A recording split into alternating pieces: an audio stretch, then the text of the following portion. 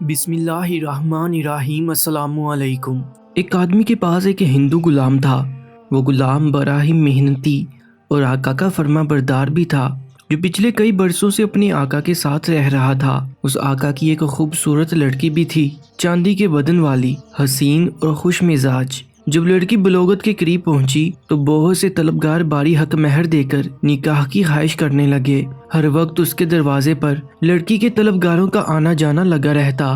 آقا اپنی نوجوان بیٹی کی شادی بھی جلد از جلد کرنا چاہتا تھا، کیونکہ اسے معلوم تھا کہ جب انسان کو بھوک لگتی ہے اور حلال رزق نہ ملے تو وہ حرام کھانا شروع کر دیتا ہے۔ لیکن اس کو ایک باحیا نوجوان کی تلاش تھی، ایسا خاندانی نوجوان جس کی غیرت یہ گوارا نہ کرے کہ وہ راہ چلتی عورت کو آنکھ اٹھا کر دیکھ سکے۔ ایک طرف تو وہ آقا اپنی بیٹی کے لیے ایک باحیا خاندانی نوجوان کی تلاش میں تھا، اور دوسری طرف وہ ہندو غلام اپنے ہی آقا کی خوبصورت لڑکی پر فریفتہ تھا اور اسے دل و جان سے چاہتا تھا، مگر کبھی اظہار نہ کر پایا تھا۔ اس لیے وہ برابر کوشش کرتا رہا کہ کسی طرح سے اس کی محبوبہ کی شادی نہ ہو سکے، اور اپنے آقا کو کہتا کہ مال کا بھروسہ نہیں ہے، دن میں آتا ہے رات کو ادھر ادھر چلا جاتا ہے۔ سردار کا بیٹا ہونا بھی معمولی ہے، کیونکہ وہ اپنے مال اور گھوڑے پر مغرور ہوتا ہے۔ بہت سے رئیس زادے ایسے ہیں جن کی بری حرکتیں اپنے باپ کے لیے شرمندگی کا باعث ہیں۔ بہرحال پھر ایک روز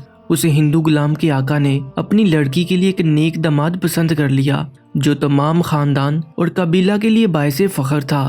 رشتہ دار عورتوں نے کہا اس کے پاس نہ مال ہے نہ سرداری، لیکن آقا نے کہا یہ لڑکا روح زمین پر بغیر ان چیزوں کے بھی سونے کا خزانہ ہے۔ جب اس ہندو غلام کی تمام تدبیریں ناکام ہو گئیں تو وہ پریشانی کے عالم میں بیمار پڑ گیا اور دن بدن کمزور ہونے لگا۔ بہت سے طبیبوں نے کوشش کی لیکن وہ علاج نہ کر پائے۔ عقل کہتی تھی اس کو بیماری دل کی ہے اور جسم کی دوا دل کے غم میں بیکار ہے۔ اس بیچارے ہندو غلام نے اپنے حال کے بارے میں کسی سے کچھ نہ کہا، اور پھر ایک رات آقا نے اپنی بیوی سے کہا کہ تو تنہائی میں اپنے غلام کے پاس جا اور اس سے اس کے حال کے بارے میں دریافت کر، تو اس کی ماں کی بجا ہے، ہو سکتا ہے وہ تجھ سے اپنا غم بیان کر دے۔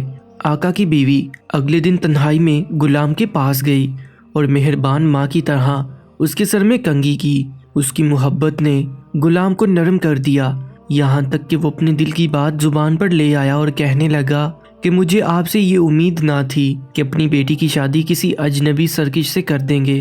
وہ میری آقا زادی ہے اور میں زخمی جگر ہوں، کیا افسوس نہ ہوگا کہ وہ دوسری جگہ جائے۔ غلام کی بات سن کر آقا کی بیوی نے چاہا کہ اس کو مارے پیٹے اور بالا خانے سے نیچے گرا دے۔ اسے غصہ تو بہت آیا لیکن صبر کر گئی اور خود کو قابو میں رکھا، اور جب اپنے خاوند کے پاس گئی تو سارا قصہ اس کو بیان کر دیا، اور یہ بھی کہا کہ ہمیں معلوم نہ تھا کہ غلام ایسا کمینہ نکلے گا، ہم نے گمان کیا کہ وہ بھروسے کا ہے۔ بیوی کی بات سن کر آقا نے کہا صبر کر اور اس غلام کو خوشخبری سنا دے کہ ہم لڑکی تجھے ہی دے دیں گے، تاکہ شاید غلام کے دل سے لڑکی کا خیال نکل جائے، اور پھر تم تماشا دیکھنا اسے کس طرح سبق سکھاتا ہوں۔ بس تو اس کا دل خوش کر دے اور اسے کہہ دے کہ سچ یہی ہے کہ حقیقتاً ہماری لڑکی تیرا جوڑ ہے، ہم پہلے نہ سمجھے تھے جبکہ اب ہم سمجھ گئے ہیں، لیلا بھی ہماری اور تو مجنو بھی ہمارا، یہ سب کہہ دے تاکہ اچھا خیال اور فکر اس پر چھا جائے۔ حضرت مولانا رومی رحمت اللہ علیہ فرماتے ہیں کہ شیریں خیال انسان کو موٹا کر دیتے ہیں، جیسے چارے سے جانور موٹا ہوتا ہے اسی طرح آدمی عزت اور بڑائی سے پھولتا ہے۔ آقا کی بیوی بولی اس ذلت و رسوائی کے معاملہ میں میری زبان کیسے ہلے گی، میں اس کی خاطرداری کے لیے ایسی بکواس کیوں بکوں، میری طرف سے وہ شیطان صفت چاہے مر جائے، مجھے کوئی پرواہ نہیں۔ آقا نے کہا کہ تو اسے تسلی دے دے تاکہ اس شفقت اور تیمانداری سے اس کی بیماری جاتی رہے، اور مجھے اتنی مہلت دے کہ یہ باریک کانٹے والا صحت یاب ہو جائے۔ جب مالکن نے اس ہندو غلام کو تسلی دی تو وہ بھولے نہ سماتا تھا اور دیکھتے ہی دیکھتے صحت مند ہو گیا۔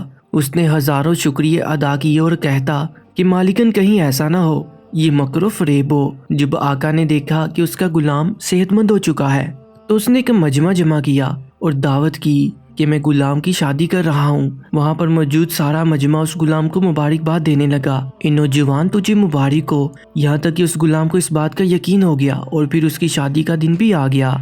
پھر شادی کی پہلی رات آقا کے بنائے ہوئے منصوبے کا وقت بھی آ گیا۔ اس نے ایک لڑکے کو دلہن کی طرح راستہ پہ راستہ کروایا اور لڑکیوں کی طرح اس کی کلائیاں بنوائی اور اس طرح اس غلام کو مرغی دکھا کر مرغا دے دیا اور ایک ہٹے کٹے لونڈے کو گھونگھٹ پہنا کر اس کے کمرے میں بھیج دیا اور پھر تنہائی میں شمع بجھا دی۔ وہ ہندو غلام ایک آقا زادی کی بجائے ایک ہٹے کٹے غلام کے ساتھ رہ گیا اور پھر ساری رات آہوزاری کرتا رہا، جبکہ باہر دف بجانے والوں کی وجہ سے کسی نے اس کی آہوزاری نہ سنی۔ دن نکلنے تک وہ اس بیچارے غلام کو دبوچتا رہا جس طرح کتے کے آگے آٹے کی بوری ہو۔ وہ ساری رات اسے اپنی آتش نفس کی آگ میں جلاتا اور ذلیل کرتا رہا۔ صبح ہوتے ہی وہ ہندو غلام نیم مردہ حالت میں حمام میں گیا اور نہا دھو کر رنجیدہ حالت میں واپس آ گیا۔